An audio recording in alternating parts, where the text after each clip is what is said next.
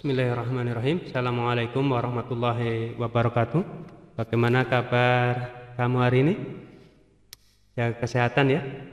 Insya Allah semua sehat dan dalam lindungan Allah Subhanahu wa Ta'ala. Pada kali ini kita akan lanjut ke materi berikutnya, yaitu di bab 2, yaitu yang judulnya sistem klasifikasi. Di bab ini ada 3 subbab yang akan kita pelajari. Yang pertama, ciri-ciri benda di lingkungan sekitar kita. Yang kedua, cara pengklasifikasian makhluk hidup. Dan yang ketiga, kita akan mempelajari bagaimana pengklasifikasian makhluk hidup dalam 5 kingdom. Klasifikasi itu sendiri apa? Klasifikasi itu artinya adalah penggolongan atau pengelompokan. Pengelompokan ya. Video ini khusus membahas tentang subbab yang pertama, yaitu ciri-ciri benda yang ada di lingkungan sekitar kita. Jadi baik, kita mulai saja bahas tentang ciri-ciri benda di lingkungan sekitar kita.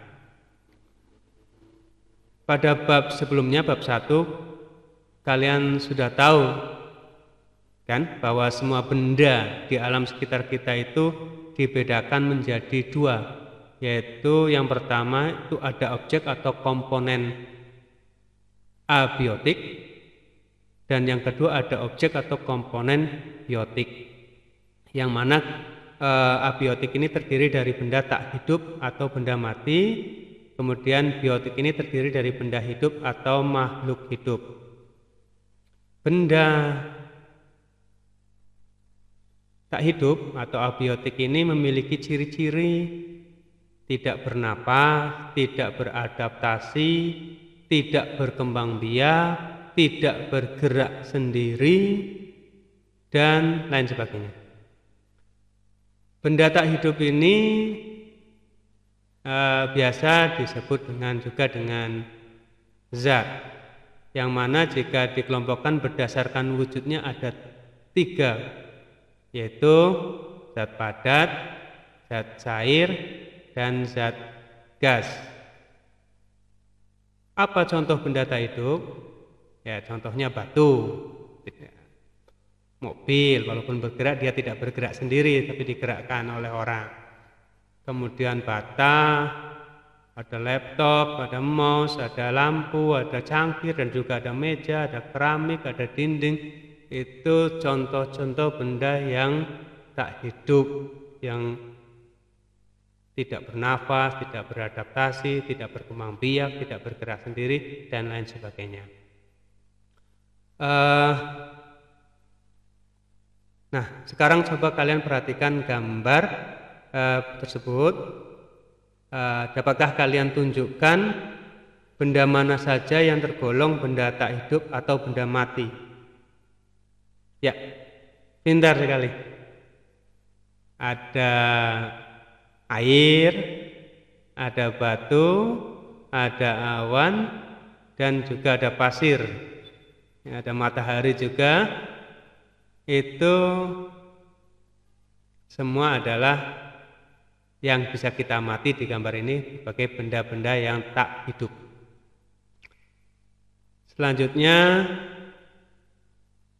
kita akan mempelajari tentang makhluk hidup, ya ciri-cirinya. Yang pertama, memerlukan makanan, bernapas, mengeluarkan zat sisa, bergerak, peka terhadap rangsang, tumbuh dan berkembang biak, dan yang terakhir memiliki bahan genetik. Mari kita bahas satu persatu. Oke. Ciri yang pertama, memerlukan makanan. Makhluk hidup itu butuh makan untuk mempertahankan hidup, supaya dia bisa tumbuh dan berkembang, dan juga supaya dia mendapatkan energi untuk beraktivitas sehari-hari. Karena nanti dari makanan itulah sebagai bahan untuk menghasilkan energi. Ciri yang kedua adalah bernapas. Sebagian besar makhluk hidup memerlukan oksigen dari lingkungan untuk bernapas. Oksigen yang dihirup digunakan untuk membakar makanan sehingga menghasilkan energi. Selain itu, selain menghasilkan energi, juga pembakaran tadi menghasilkan uap air dan karbon dioksida yang mana dikeluarkan saat menghembuskan nafas. Ciri yang ketiga yaitu mengeluarkan zat sisa. Zat-zat sisa metabolisme ini pada akhirnya harus dikeluarkan dari tubuh. Membahayakan tubuh kalau tidak dikeluarkan. Proses pengeluaran zat sisa tersebut disebut dengan istilah ekskresi. Zat sisa makhluk hidup dapat berupa urin, air kencing ya, tahu ya, keringat, dan juga uap air serta karbon dioksida. Ciri yang selanjutnya adalah bergerak. Gerak pada makhluk hidup yang paling mudah kalian amati itu gerak pada manusia dan hewan. Karena manusia dan hewan ini geraknya aktif dan mudah sekali berpindah tempat. Berbeda dengan tumbuhan, gerak pada tumbuhan cenderung sulit untuk diamati karena pergerakannya lambat. Kemudian geraknya itu pasif atau tidak melakukan gerak yang berpindah-pindah. Ciri yang selanjutnya, peka terhadap rangsang. Sekarang coba kalian bayangkan apa yang kalian rasakan kalau tiba-tiba kalian menginjak paku atau duri di jalan. Pasti kalian akan berteriak atau paling tidak kalian langsung menarik kaki kalian karena merasa sakit. Nah, yang kalian lakukan itu merupakan salah satu contoh respon atau tanggapan kalian terhadap rangsangan. Rangsangan itu ada dua ya. Ada yang sifatnya fisik dan ada juga yang sifatnya kimiawi. Contohnya yang bersifat fisik itu apa? Contohnya cahaya, perubahan suhu, dan sentuhan.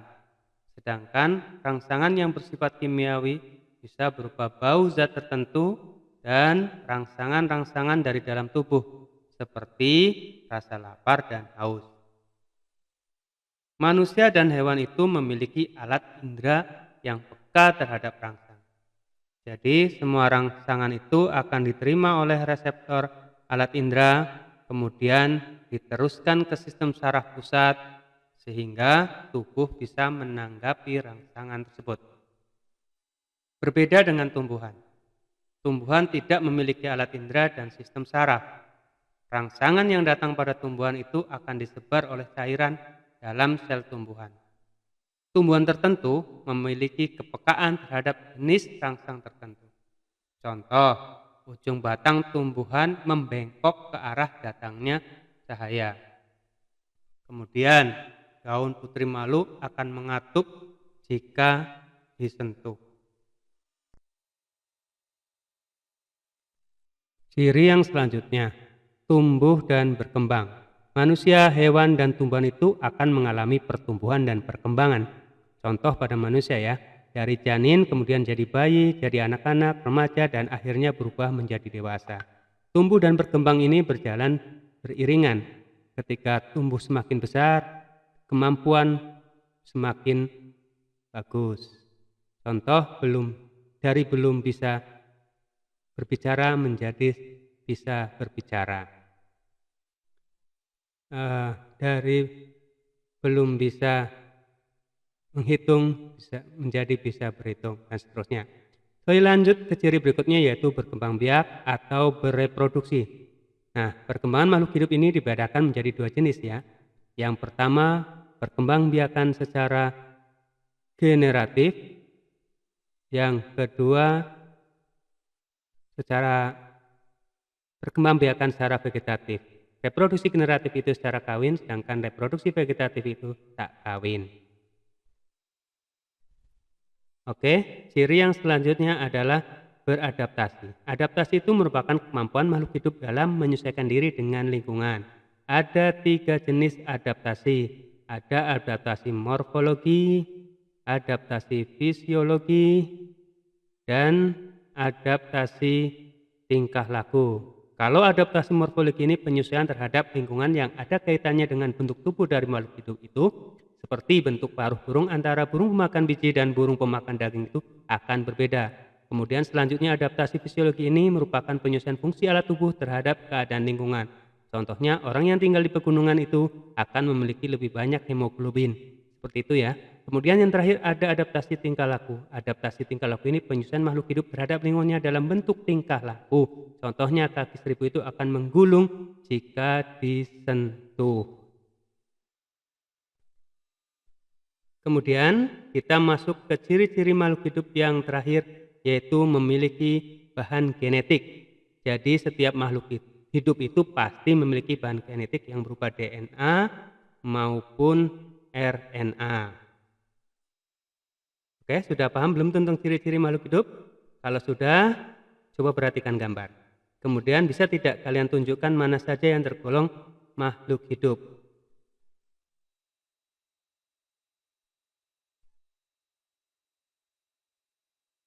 Ya, pintar. Ada ikan, ada angsa, ada bebek, rusa, pelikan, dan elang juga pepohonan.